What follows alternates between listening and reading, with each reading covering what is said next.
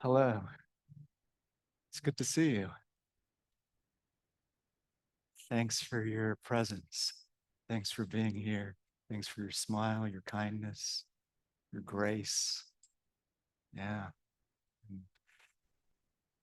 This is a big topic, right? And a healing explicit um, trauma memories, right? So we need support along the way. So why don't we begin a little with some resource installation.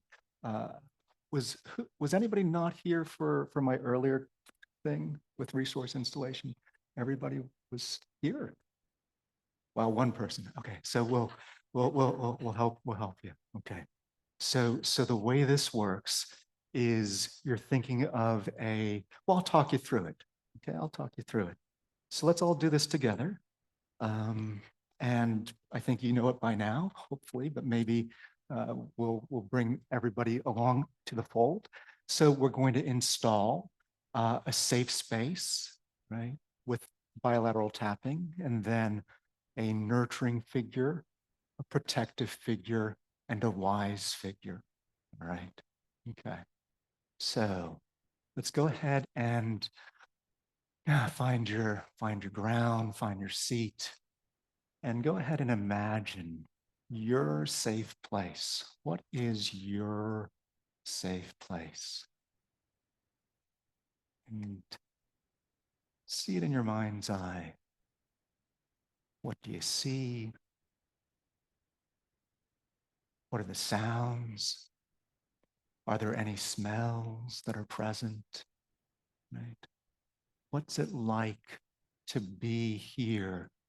What does it feel like in your body when you're in your safe place? Maybe it's in nature.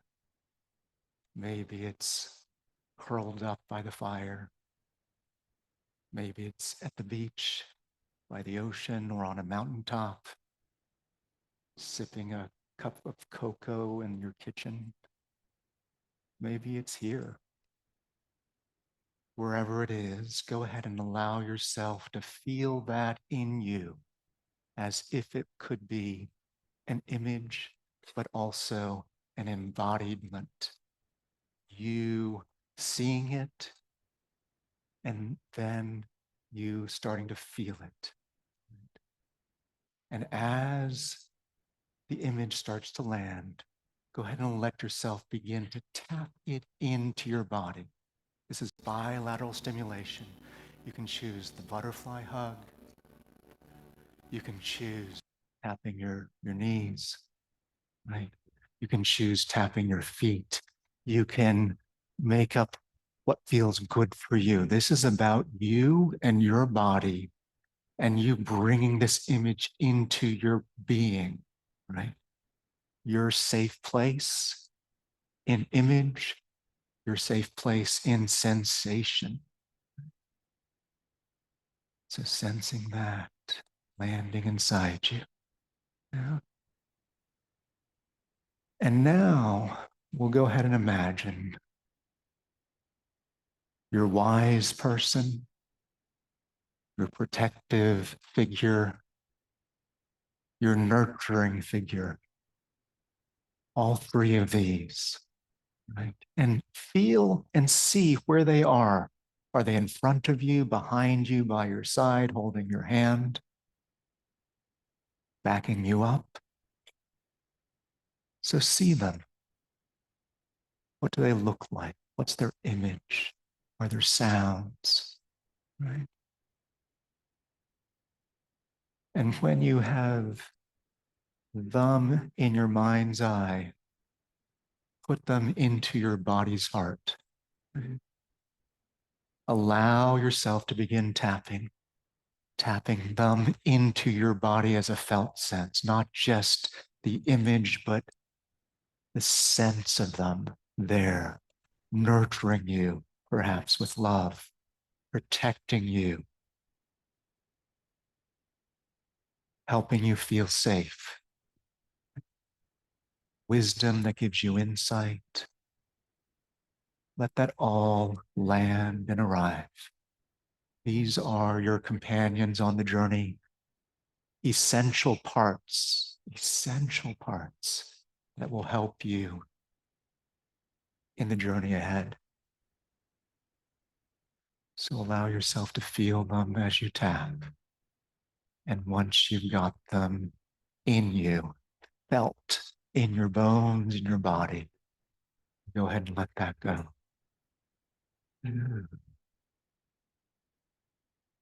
Yeah. And one last thing I'm inviting, perhaps, this is not maybe standard protocol, but we're a community. And we have, maybe you've encountered people here, somebody who's been kind or who has seen you or stood by you, or maybe just the feeling of the teachers. I'm going to invite you just to feel that too. And if you can, sense us, right? Feel us, right? What's it been like to see kindness in the room, connection in the room, care, support? It's here too, in our midst. I'm going to invite you, if you're open to it, to tap that into, right? Tap in you with us together in community. Maybe it was a hug or kindness, right? A look, a gentle touch, right? Let yourself feel that in our midst also.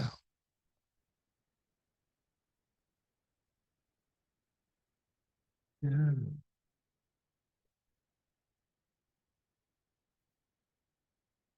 When you have that, go ahead and allow your eyes to slowly float open. Gently, see if you can maintain that sense of being, this embodied being of resourcedness, this safety that you've found. Yeah.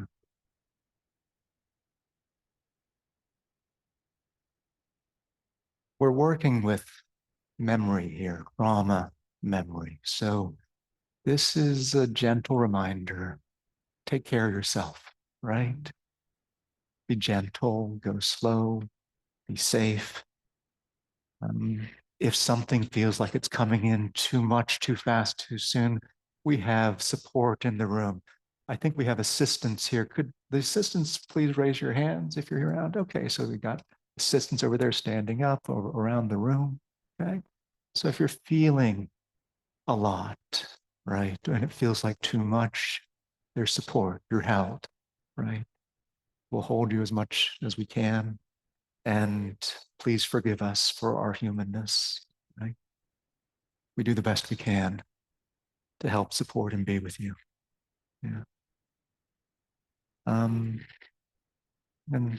there's empathy, empathic witness all around us. That's one of the teachings, the great teachings of Peter Levine. Let me go to the slides here if I can. I think. Okay. Get one free pass. Okay. All right. So this is healing past wounds, working with explicit memory. And one of the great lessons about this work is getting resourced. Resourced is first, so we need to resource ourselves. That's phase one, if you recall, on the trauma journey. Always safety first, resourced first. We can return time and time again. You can't be safe enough, right? You slow is fast, right? And then what we were doing there was, and this is Peter Levine's great quote, um, trauma is not what happens to us, what we hold inside in the absence of an empathic witness, right? And what we were doing right there was we were creating a circle of empathic witness. We're preparing that, right? We had the nurturing figure, the protective figure, the wise figure, right? Maybe the community. So we're preparing the empathic witness to witness us, to be with us, so that we're not alone, right, with our suffering. There was a question that somebody asked, I think, along the lines of when we were doing some of these exercises, it felt good. They were also crying, right? Like, what's happening? And sometimes that's because there's this other part, the thing that we hold inside that we haven't had a chance to be witnessed. And when the nurturing figure arises, when that arises, that thing that maybe we've held tight, like that fist, right? You saw that with Scott and Ariel, gets held. The tightness gets held by that empathic witness and starts to unfurl.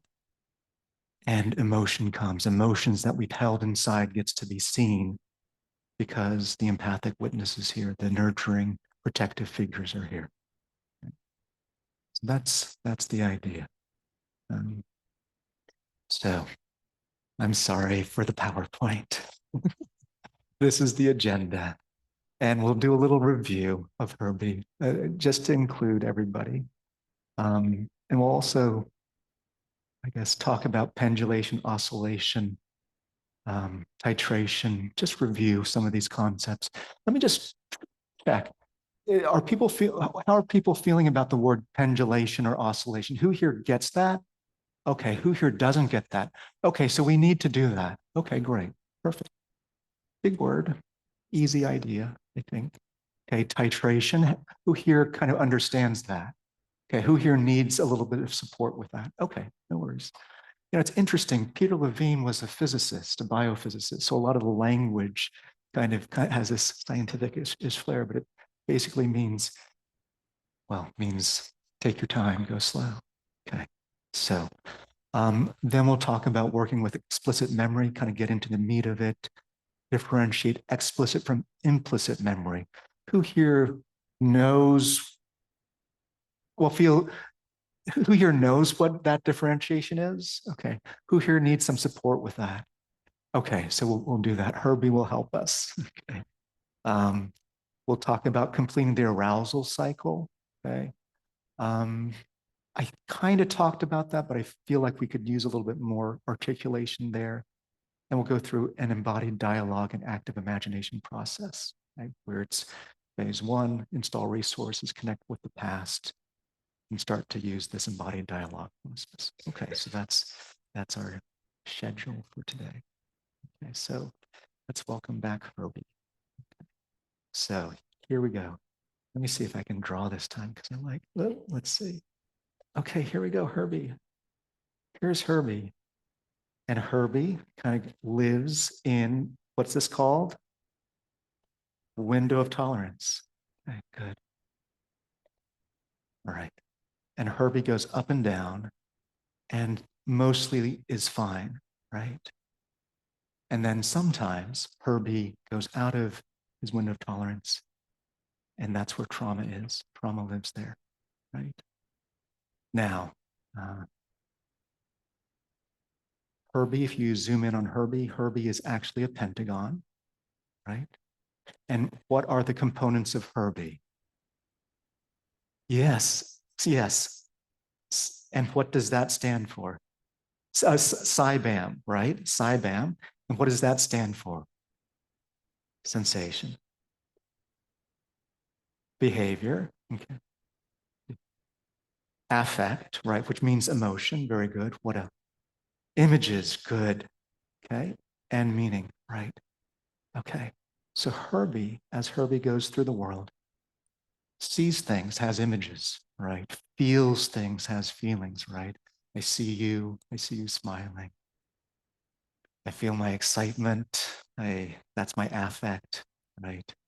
I sense my feet on the ground and I'm teaching you and I know what I'm doing. I have meaning. But when Herbie kind of goes up here, he gets more excited and then past the tipping point, experience starts to fall apart, right? Maybe I lose contact with my body. Sensation falls away, right? I start to forget where I am. Meaning starts to diminish. Image breaks apart, right? Maybe I can't see things, or I fixate on something else. And then maybe I can't feel my feelings, or I only feel one feeling. It gets stuck. And sometimes I get frozen in behavior, or I get stuck in repetitive behavior. So that happens up here. Fractionation, this breaking apart of Saiban. Okay. Now, one thing that we didn't talk about was some classic lines of fracture for Herbie. So some classic lines of fracture, because any of these things could fractionate out, but some classic lines that fractionate out are sensation and affect together, right? It's like, that separates out, right? It's like, oh my gosh, I could not bear this. My sensation went away and I did not feel anything. I could not feel anything. One thing that can sometimes happen. Another thing that can sometimes happen is behavior fractionates out, right? We can play tag on screen. Behavior fractionates out. This is sensation. Some behavior can fractionate out. So that means like things get frozen. I don't move, or I get stuck in repetitive movement, or every time I feel stressed, my head turns to the left, right? So that's behavior. Or I can have images and meaning, right? So I can see things and I know what happened, but right, it's kind of hollow. Like I see things, but it's like I'm almost seeing from outside. I have the image and I know that it happened, but I don't feel anything. It's like my body is outside of myself looking in. So that can happen. So I can have an image and meaning fragment that's intact, right? But it's separated out from any sensation or affect. And it's almost like I'm frozen. I can't move. I can't speak. I can't do anything. Right? So these are classic lines of fracture. Right? And this is typically understood as something called a sense memory. It's interesting, right? Yeah, thanks for popping over there. Sense memory. Sense memory. Memory, right? Sense memory. Hopefully that's legible. Yeah, can people read that? Yeah, okay. So there's a sense memory that fractionates out. So a lot of times we think of memories as like, okay, yesterday I didn't actually have 2 desserts at the gala dinner, but maybe so. Anyways, sorry. Okay. But I might have had 1 dessert, which was very lovely. Sorry. Um, and I remember that. I have the image of it. I have the meaning of it. I can remember the sense of it, the taste of it, the affect, and then, I remember the behavior. And that's kind of a standard memory, but sometimes things are traumatic, like maybe I didn't get one and it really traumatized me. And then I just have this image of like, oh, there it was. Oh my gosh. And it's frozen in time. And I feel nothing in my body, right? And I feel numb about it, right? But I have the memory of it. So this is an explicit memory, a memory that kind of feels like a memory. You have an image typically and a meaning that goes with it. Right? That's an explicit memory. A sense memory is somebody who reminds you of something, maybe walks by and you get this feeling in your stomach, right? Of like tightness or constriction in your throat, right? And it's your body remembering something. That's a sense memory. That's one kind of implicit memory, right? It's one version of a fractionated part. You could also have fractionated behavior. Like I was trying to get to the emergency room on time, okay? But I couldn't make it. And so I have this repetitive thing where I keep rushing through red lights and I don't understand why, right?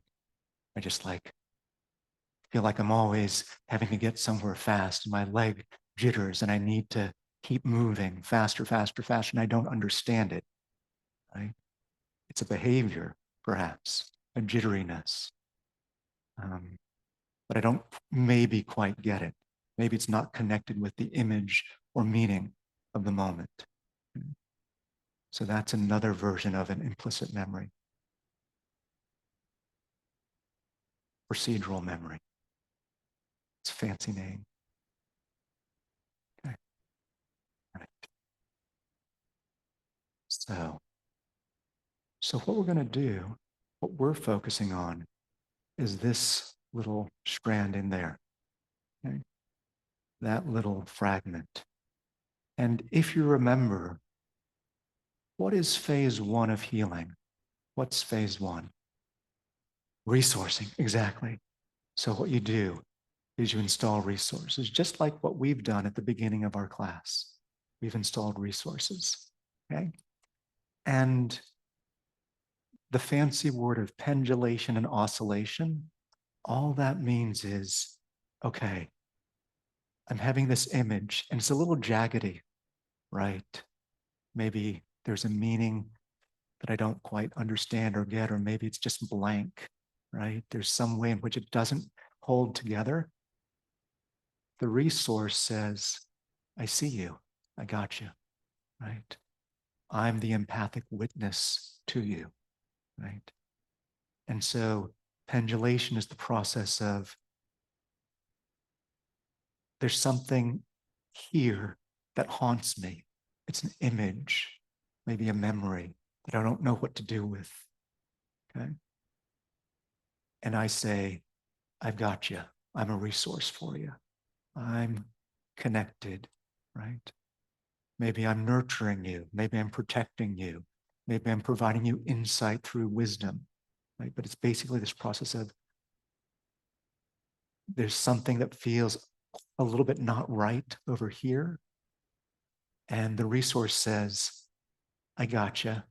And we go back and forth, right? Pendulation.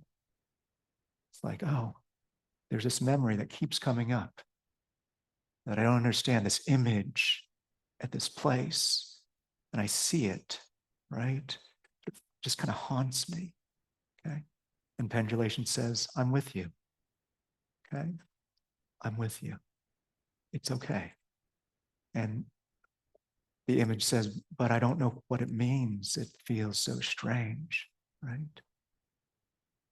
And pendulation says, that's okay. I got you.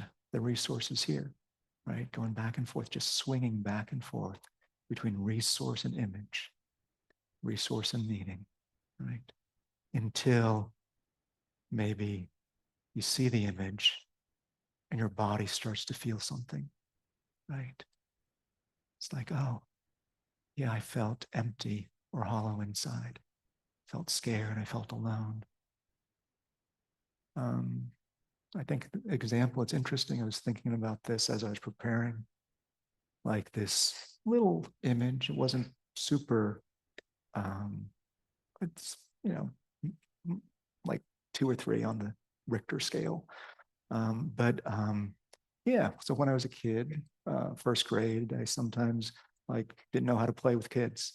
So I walked around on the outer edge of the playground. I remember that image. It's just like, okay, yeah, it happened. It happened. And then I imagined maybe Mr. Carter, who was my first grade teacher, who came to find me, right? He was a resource, right? A resource for me. And he said, hey, how are you doing? You okay? And as I feel that remembrance, right, something wells up in my heart. It's like somebody sees me. Affect comes back online, right? Yeah, I remember him and I remember sadness. I feel maybe a little quiver in my voice, some sadness. Maybe I feel the tightness in my legs, right? I'm starting to feel something in my heart, right? There's a heaviness, right? And some sadness. It's coming back online. It's like I like people, right? Is what I'm thinking to myself. I like people, and he's kind, and he's with me, and I actually let him take me to the playground with the other kids, and I walk with him. And there's something about letting him in. That's the behavior that's different. Like I was alone and he's with me now. So the Sai-Bam starts to come together. It was just a blank image memory fragment, but now it's so much more filled out with this sensation and affect and behavior, right? It's like, hi, thank you, Mr. Carter. You're my friend, right? It's like I'm not alone. And I feel my heart, and I feel my care, and I feel gratitude, and I feel my love. And I feel his support, which helps me tolerate the aloneness and remind myself that I feel. And I come back to community, come back home. So that's the model. So we're gonna try to help you find your version of home. Let's see.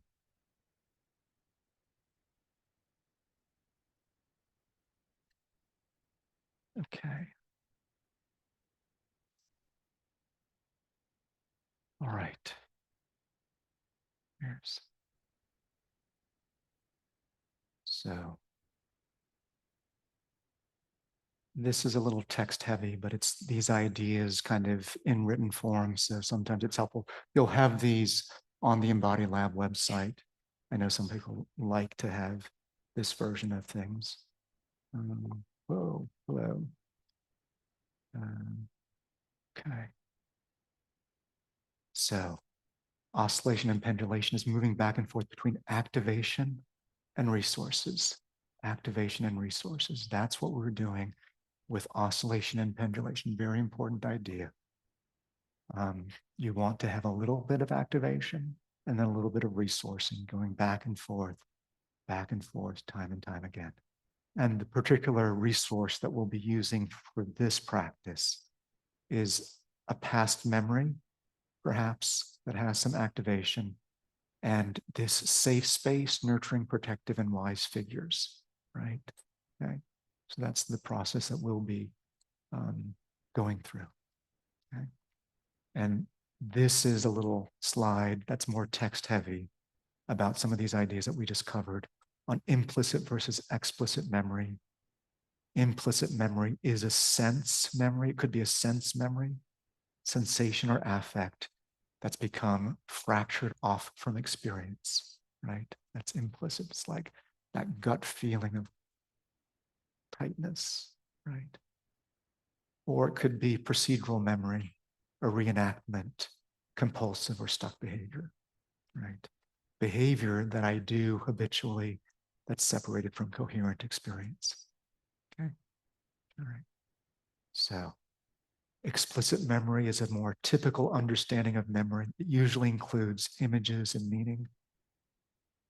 And some explicit memories are fine, right? You just remember something and it's not a big deal, but difficult explicit memories frequently have unintegrated sensation, right?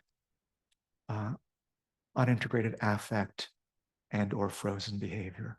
So we're going to try and bring those frozen memories back into the body, back home. Okay? Like Saving Private Ryan. Right? Okay. All right. Thanks for laughing. Okay. Yeah. All right. So titration. Titration is choosing a not too activating memory, or even choosing just a sliver of memory, right? You don't want to re-traumatize yourself. There was this therapy called, well, prolonged exposure or flooding. Just like, how do you think people get traumatized, right? Prolonged exposure. Anyways, so the people who survived the study were successful, but yeah, a lot of dropouts. Okay. So in this practice, we titrate, right? We go slow, not too overwhelming. You can check in with yourself. How activated do you feel, right? How activating is this memory for you? If you're working with clients, you can ask them on a scale of 0 to 10, how activated do you feel right now? Invite them to tune into their body. Are they grounded? How's their breath? Can you stay in connection with them? Are they able to be there, but also be in connection with you? Sometimes they add on SIBAM-R. SIBAM-R. There's a whole lot of variations on these themes. Sometimes they add R for relationship, right? So when people are in trauma, sometimes they aren't able to connect, right? They aren't able to feel anybody else in the room. They withdraw from the world. That fractures out also sometimes. So can you stay in connection? Can they stay in connection if you're working with a client? Okay. Can they stay in connection with themselves, with others? Okay. So those are questions to check if you're not taking up too big of a chunk. Okay. So here's the message of hope. When you work with memories, right? It's not an exact representation of the world, right? It's not exactly accurate. And neuroplasticity, right? They're not completely fixed, okay? So when a person can go back to a memory, with new resources, maybe by your side, a nurturing figure, maybe with you, a protective figure, maybe with you, a wise figure, and you go back to that earlier time or your younger self, it is possible to heal old wounds, right?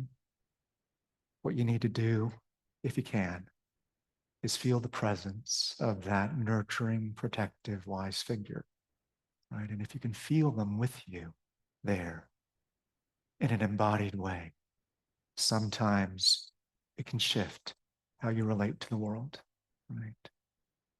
So resource, revisit gently, and then rescript, right? I'll write that down because it's kind of catchy. Resource, right? Revisit gently,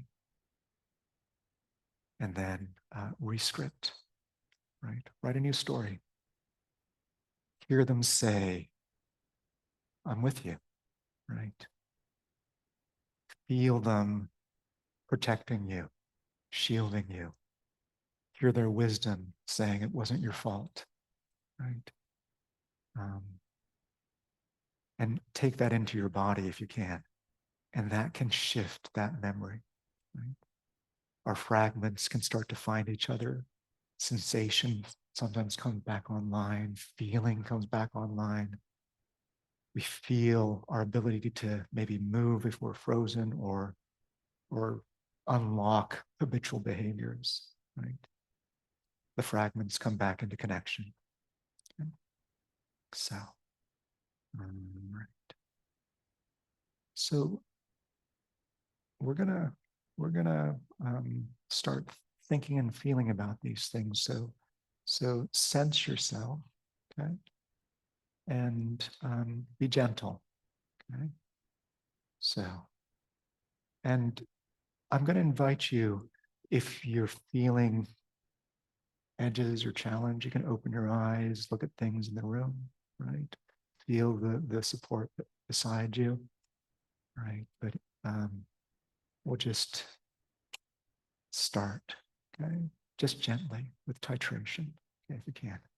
So we're not going to go deep into the details of the memory, because I think that's too much, but just acknowledging that sometimes some not so good things might have happened, right?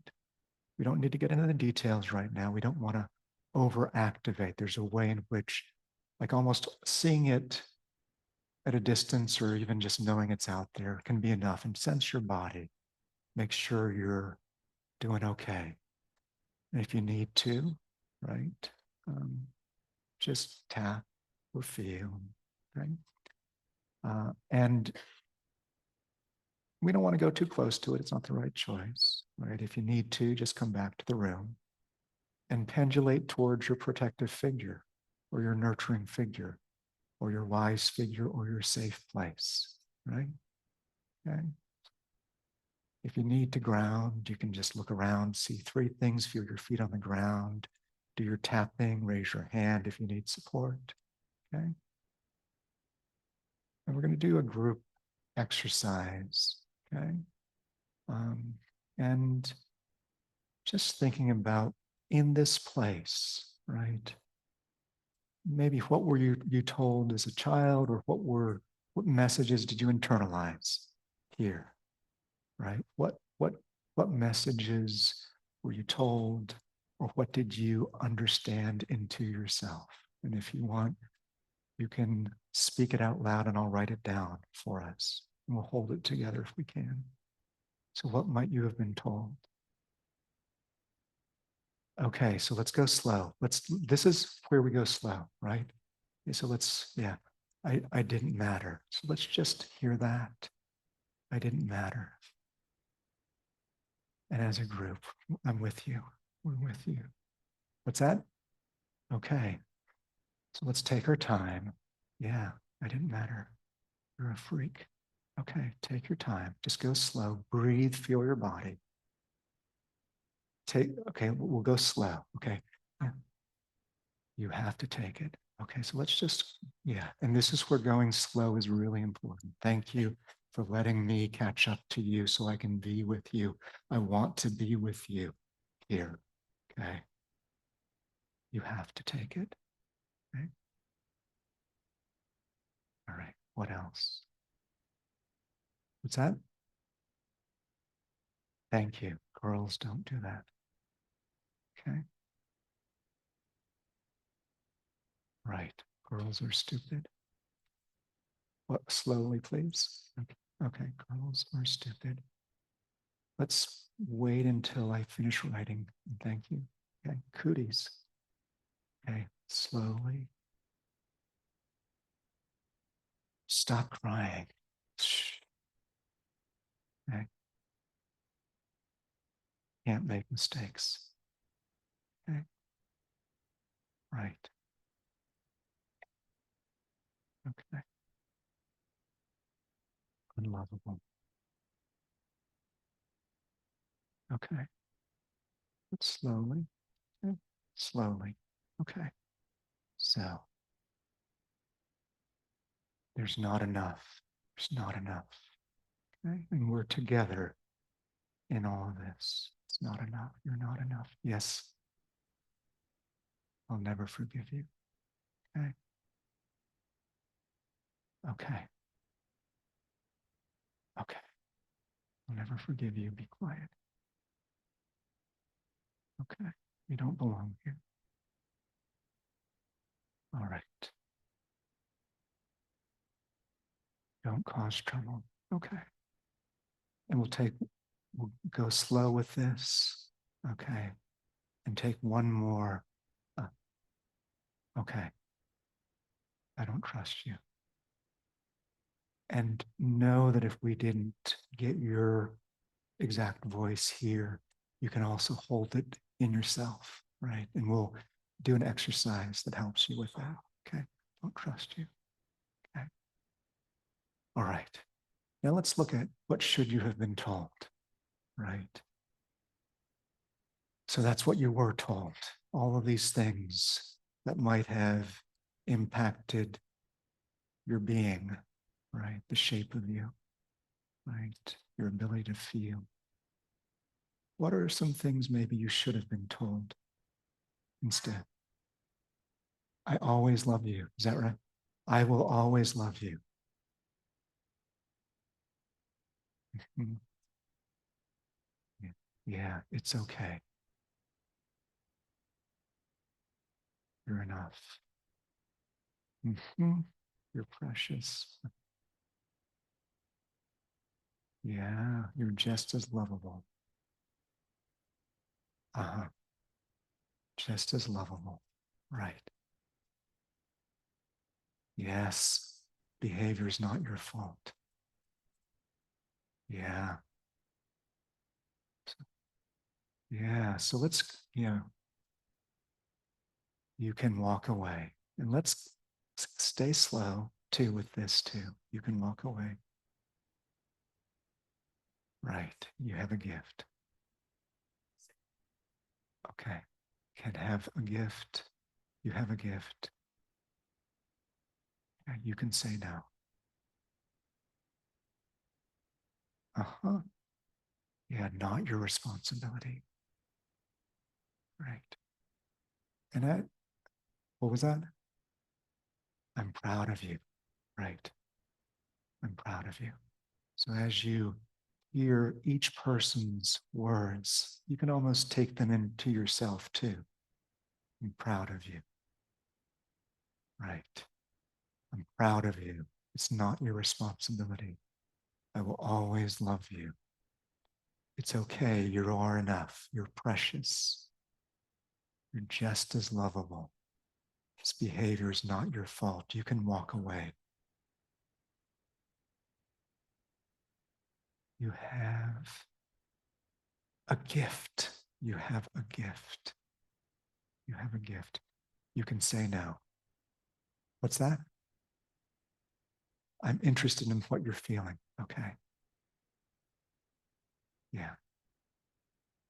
Say it. You're safe. I want to listen to you. It's kind of like, I'm interested in what you're feeling. Thank you. Okay. Perfect. Beautiful. So let's sense into this, right? As we want to let go of these, right? Erase all this stuff. Kind of almost letting this dissipate a little bit if we can. Right. And as you're here in this other place, right, of I'm proud of you, it's not your responsibility. I'm interested in you, you're safe, it's okay, you're enough. What feelings or sensations do you feel in your body? What do you feel in your body with this? And what shifts do you feel in your body? Expansion, great. Sadness, right. Relief, beautiful. Lower heartbeat, right. You can feel your butt. Hey, that's important. I love that. You can feel your butt. You feel confused. Thank you. That's welcome, right? Yeah. Confusion. What's that? Acceptance, accepted. Yeah. Yeah. Uh, oh, you feel tightness. Great. Yeah, totally. Uh-huh. You feel strong. Okay. Yeah. Let me just, expansion strong, right? Not alone. Okay. Beautiful. Yeah. Great. So let me just say it. So many of these, right? Great. Sadness, acceptance, relief, not alone, lower heartbeat, you feel your butt. It's okay to feel confused. It's okay to feel tight. Sometimes when our witnesses come, it's like, what? What are you doing here? I never knew you could care, right? We might feel tight. That's the resistance, right? That Scott and Ariel talked about. It's like, what are you doing? Where were you? Right? So that's okay. It's okay. Just be gentle with that. Treat the confusion with care as well. Treat the tightness with care as well. Right? Don't rush it. Right? So, so, mm. So the process that we're going to be working with is we're going to invite you to work with just a very gentle, nothing too intense, especially in this context, right? So there's almost like a pre-check, right? So the imagery that we're going to invite you to sense into is make sure it's a small enough a chunk, right? It's titrated enough to be workable, right? That it doesn't activate you too much. A little bit's okay, but we don't want you to kind of overflow, right? If in doubt, do less, go slow, and ask yourself on a scale of 0 to 10, how activating is this memory for you, right? And just pay attention to the nonverbals in yourself, in your partner, if we're doing it with partners. Slow is fast, stay current, okay? So always try and stay attuned. Okay? So we'll do this in dyads, and let me talk you through this. So first, this is an optional exercise. You don't have to do it. Okay? You can do it as the client. You can do it as the practitioner. You can just do one side. You can sit out. Okay. But the first thing to do is to connect with your client, right? And make sure that you feel resourced yourself, right? Supported internally, and then that your client is feeling relatively here, okay? Relatively supported and resourced. And then you can invite them. Would you be interested in exploring your past memory and perhaps trying to relate to it in a new way? Okay. So that's the invitation.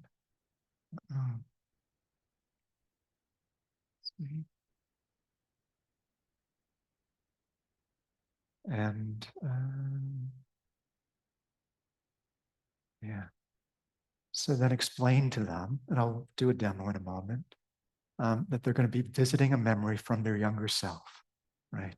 Just their younger self. But this time it might be a little bit different, right? This time we're going to have supportive figures there with them, okay? And that maybe they'll be able to have a new relationship with that memory and experience. Okay? So that's the invitation.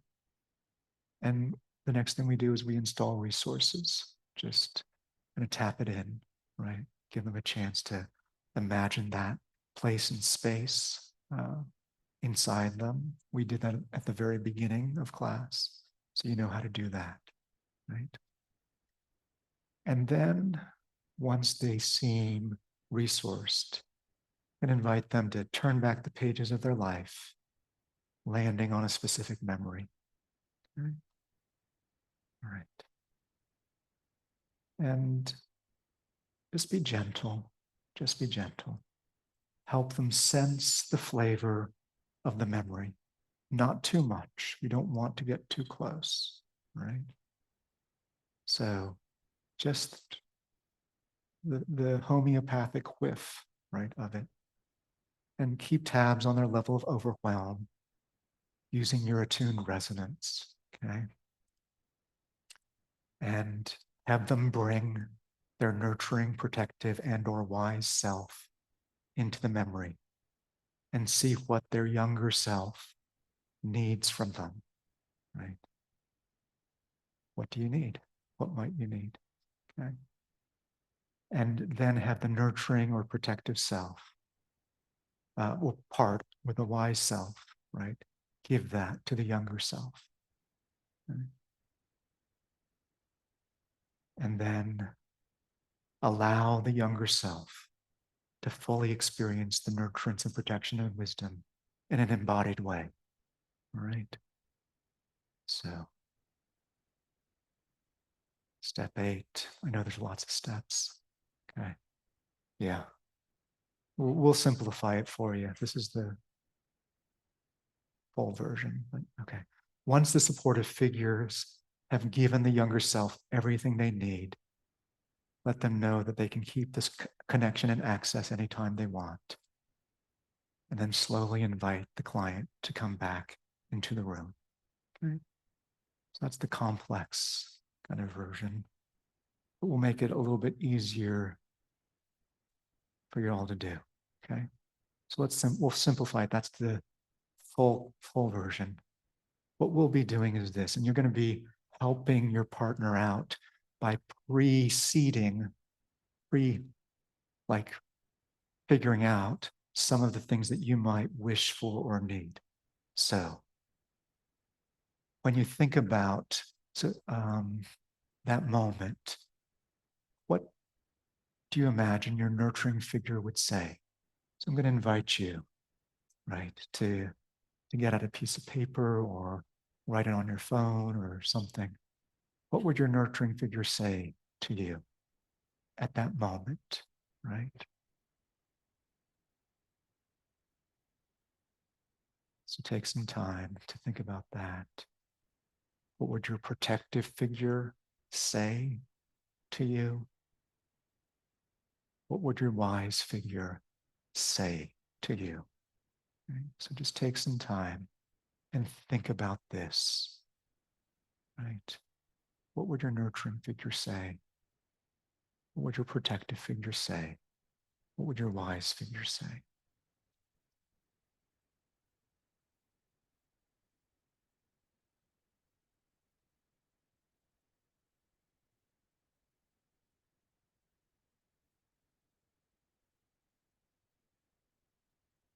Mm.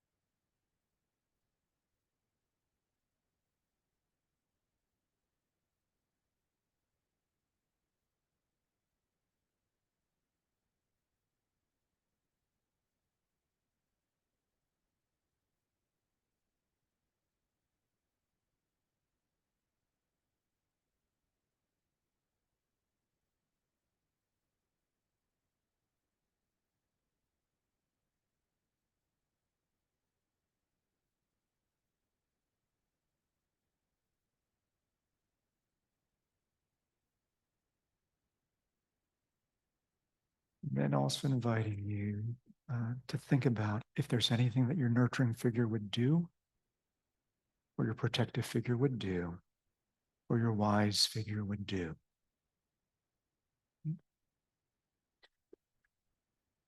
Hello?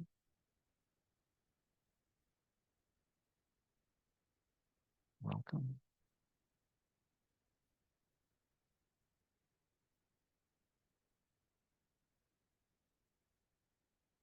Yeah.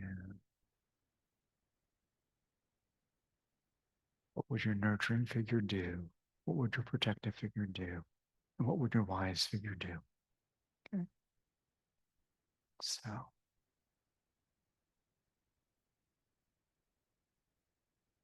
So the invitation, yeah, just you'll keep writing, and we'll give you another minute to continue with that.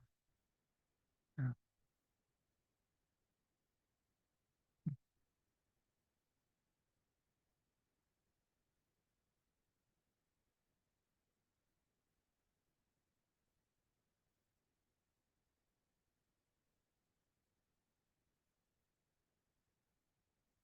Okay. All right. So what I'm going to do real quick is we're going to do a quick demo. This is just so that you see the structure, so you can do the structure in your dyad. Okay, so it's really not intended to be a big thing, right? It's just like a small little contained thing just to model the process. Okay, so we're going to I think we already mic'd up. So Amy, come on up here. Thank you. And I'm going to sit back here, and maybe I'll sit over here. And yeah, please go ahead. We'll go ahead and yeah, would you mind going ahead and removing, yeah, pulling that back a little? That'd be awesome. I'll take the water so it's easier. Yeah, sure. Hey, Amy. Yeah, thanks for volunteering. Okay. So, so we're going to do a little process if you're open to it. And the invitation is first to just install the resources. Make sure you're feeling like the presence of a nurturing figure, a protective figure, a wise figure, and in a safe place. Okay. So do you have some of those in your thoughts or mind? I do. Okay, great. Okay. Do you want to, so why don't we go ahead and invite them into the space, and then, yeah, you can imagine them. Great. And then why don't we do a little bit of bilateral stimulation as you're sensing them? Yeah, whichever one you want to do. Great. Yeah. Okay.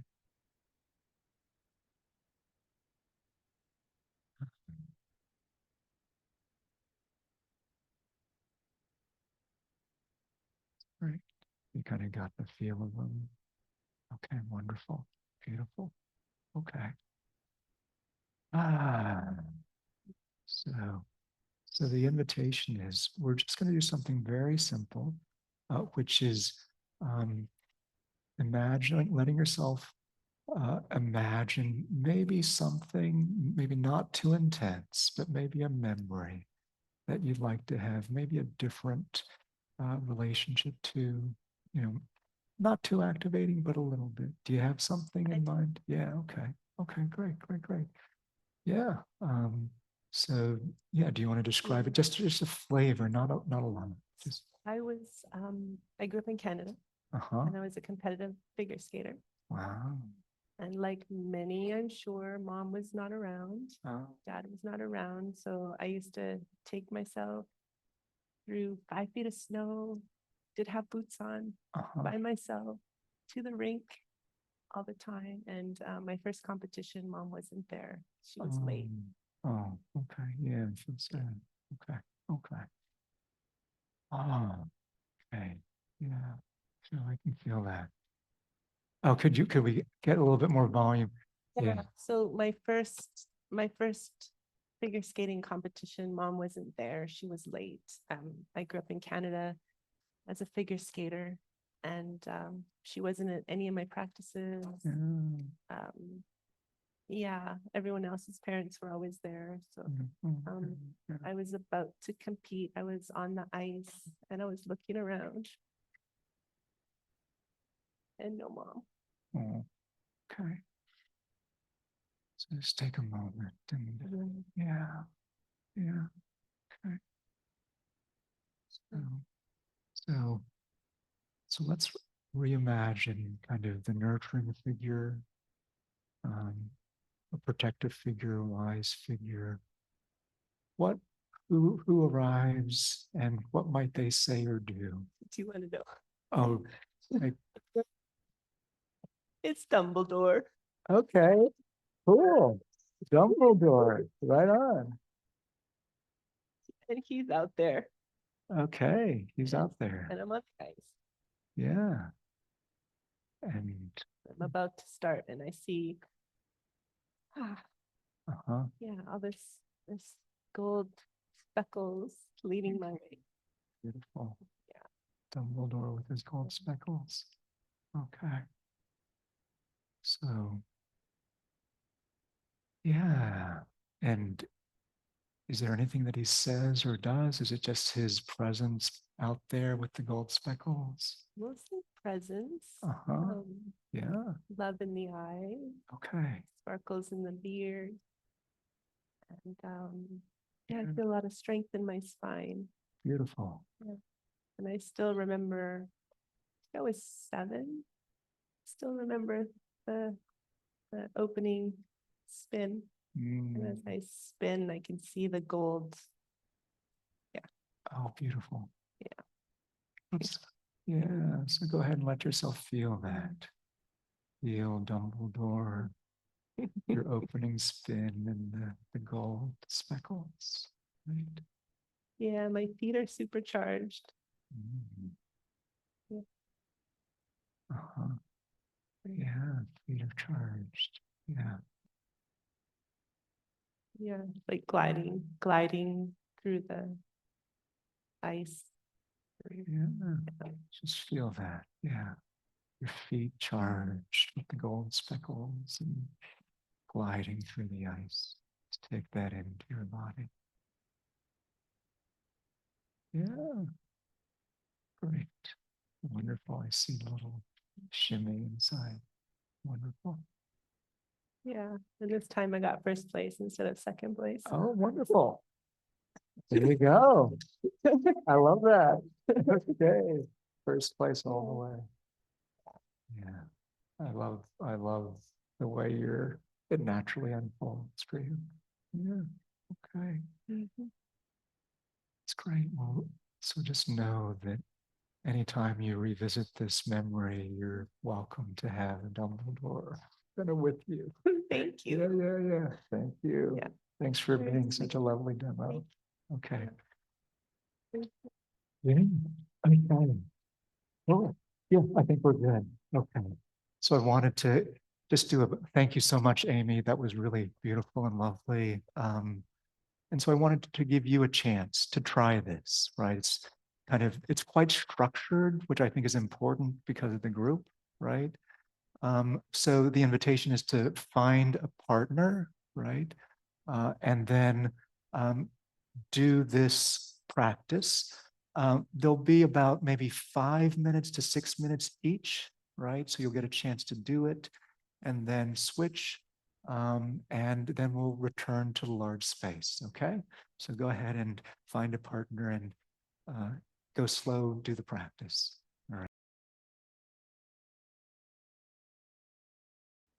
All right, everybody, we're back. Yeah. Ooh, yeah, let's come back. Oh, wow. I I hear claps. That's its own form of bilateral stimulation. Wow. So let's go ahead and just take a couple shares about what that was like for you. Those of you online, if you want to type into the chat for the group that's there, sorry we forget about you sometimes, but you matter too. Yeah, what was that like for you? We'll take a couple of just shares about that experience, and then we'll go to questions about technique after that. But first, just what was that experience like for you, level one? Yeah. So for me, the wise figure and the nurturing figure is a beautiful one, and I use it individually for myself in different moments. But how I brought this in was a moment with my children. I have 4 under the age of 8. So in moments of my own dysregulation, I was able to bring in my people into the kitchen in a moment where we froze what was happening. And so for me, it was like, oh, these are resources that you've built for yourself in the world of other places, but actually this was really helpful for me to gather them into the kitchen, because they was my grandmother's, into the kitchen with me while I was in the midst of all of it. Beautiful. And it was great. Beautiful. Wonderful. Thank you. Yeah. It's like all that in the kitchen. Beautiful. Thank you. Hey, let's go over here on this side, please. For me, it was really interesting because it allowed me to see unmet needs that I had as a child and like how those have affected my behavior. Like I could just really see, instead of it just being a memory that I was sort of looking at outside, I was able to be inside of that experience and sort of see how it had affected that part of me and what behaviors I had created then around that. Yeah. And so then I could go to like the other tools that we've talked about over this time and be like, okay, is that behavior still serving me, or is that now something that I need to work on? Yeah, that's great. Sounds like it really helped you clarify all of those, questions and your needs. Wonderful. Thanks. Okay, over here. Yeah. Hi, my name's Colleen and I'm from Chicago. And first I want to say thank you so much. I've cried twice at this conference and they've been in both of your sessions. So I so appreciate the experiential part that you're bringing and the holding that you create with the sound of your voice. with the mix of didactic and experiential, it's a very whole experience, and I appreciate your holding. Oh, thank you. Thank you. Thank you. That's great. You're so lovely. And I have also appreciated your comment on the panel last night when you were feeling vulnerable. So Oh, God.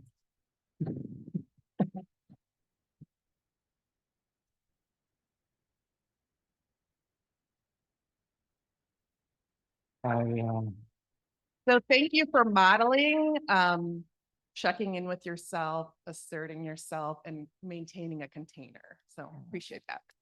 And I'll get to my point. But I just want to infuse you with love. So my experience in this exercise, I went into a memory that I wasn't necessarily, it's not something that I think about all the time. And the way I somatically get into these things, I have images rather than like necessarily felt sensations. I mean, I have a combination, but in this I was definitely, and the shift from like the helplessness to empowered little girl, you know, who was then coaching her mother on how to like know you have capacity and know that we don't have to be treated that way, was powerful. And then I saw like when I went through that part, the sunshine was coming in the car. I was feeling like strong and confident. And I think that was emanating out to my mother. So thank you. Thank you for your vulnerability and your kindness and your heart. Thank you. Okay, I think, Hi, yeah, go ahead. yeah, I'm Eva from Italy, Yeah. and I have a couple of questions actually. Sure, please. So what would you do if your client, the person you are working with, is not able to find a wise figure or a nurturing figure, or a safe place that is a memory? So what do you do when you struggle with finding a resource? Good question. Right. So the first is to recognize what phase you're in, right? And not rush the process, right? So then the work becomes helping the person find that and just being patient. Sometimes it can be you, right? If you're a support person, therapist, coach, facilitator, sometimes they can use you in the room. Sometimes they can use their own older self, right? Their own mature self if they're traveling back, right? So sometimes that works.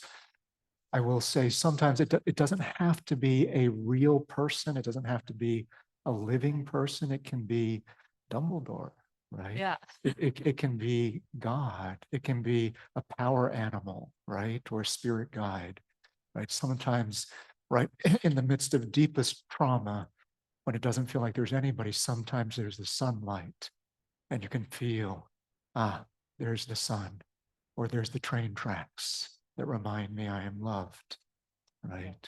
So be patient, right? And take your time, right? But that's the phase that you're in. Do not pass go, right? Don't go to phase 2 before. Yeah. Kind of, yeah. There you Thank go. you very much. Yeah, for sure. Can I make another one? If you wouldn't mind going back and then circling Yes, around, sure. that's okay. Just I want to include some of the online folks. Yeah. Hi, Albert. It's Melissa. I'm here representing our online community. Let's all wave. Yeah. We're over there. We, Over on where the coffee is. Wrong, that coffee. Hi, everyone. oh, yeah. There you go. Wonderful. Thank you. Let's see. Oddly enough, Peter's been getting this a question a lot in class, and over the years, I've never heard it until the last year. What do you do with clients that have aphantasia, where they can't visualize imagery when you're working with memory? Right. That's interesting. Yeah. So you don't, you work with where people are at, right? You don't force, if it's actually a I don't even know what that is, but I hear, I know, or aphantasia. I mean, I hear what it is. I didn't know how to pronounce it right, but I get it. It's where the person doesn't have the ability to create imagery in their Yeah, body. like if you say a house, what do Yeah, you guys see a house? yeah, They see nothing, and most don't find it out until later in life that they're different. yeah. And I think there's awareness coming to it now, and more and more and more are starting to realize it. I know someone close to me that just realized that, you know. So I think that's something to acknowledge. If you're trying to get an image visual and they're just not, they may have this. They may want to get evaluated for it. So, anyways, go ahead, Albert. What could you? Yeah, sure. I think getting evaluated, just that, I think that's great. And like you work with the senses that you do have access to, perhaps, right? Maybe if you can't have visual images, maybe there's sounds that you can imagine, or tastes or smells can still be present, even if you can't like imagine that, or interoception, or the feeling in the body, right? So yeah, so those would Yeah, be, I think the image channel is much broader than what we define as image. yes, that's true. That's true, right? I stands for all the five senses. Yeah. Yeah. Great. And before I want to make sure that you guys stay seated when Albert ends. I have some important announcements. So I'm going to head that way and let you guys continue. Okay, sure. Yeah, thanks. Yeah, next question. Hi, my name's Cheryl from LA. Yeah. I just wanted to thank you because even before you were starting to talk about the method, you were drawing squiggly lines. And all of a sudden I got this image of my mother, because she used to hit me with a belt across my back and my butt. And I got this message, I got this image of her putting down the belt and saying, "I'm sorry, I shouldn't have done that." Oh. And, this happened 60 years, 50, 60 years ago with her hitting me. And when I was in my 20s, I'm like, "You hit me with the belt." And she said, "I never hit you." But it was just a very healing moment for her to apologize. Wow. So thank you. Thank you. Thank you for that. That's beautiful. That's beautiful. Okay. We'll just okay, go ahead, please. Yeah. We can take a moment for space for that, if that's fine. Yeah. Yeah. And thank you for being so vulnerable. Thank you. I have a clinical question. Please. So what if you have, and I'm EMDR certified, so I should know the answer to this, but I want to know your answer. Sure. So as you know, BLS bilateral stimulation can bring up flashbacks. Yeah. So what if you have a client or a patient who is flashing back during the BLS when they imagine their safe space? Like, what would you go to? Like, what is your go-to? Yeah. So in that, like, we really slow the process down, and you're looking for, because there's a lot of different channels. Okay. So sometimes it's like having something, I don't know if you saw Peter Levine's demo where he put his foot kind of, it's like, okay, we're still connected. Sometimes sometimes physical contact is, not necessarily an option. Sometimes if you have a rope, right? So like almost like you can hold on one end and they can hold on another, right? It's like, okay, I'm with you, right? I'm with you. So it's because they're getting pulled into this kind of flashback vortex, right? So giving them some other channel, right, where they are still in connection with you, I think that can really help. I love that. Thank you so much for your wisdom. Yeah, for sure. Okay. Here I am again. And I'm sorry, I would like to ask you. Just real quick. Yeah. How do you chunk down the memory when you realize that it's too big? What do you pick? Or there is a way, or it's just following your intuition, or you have any suggestions about that? Yeah. So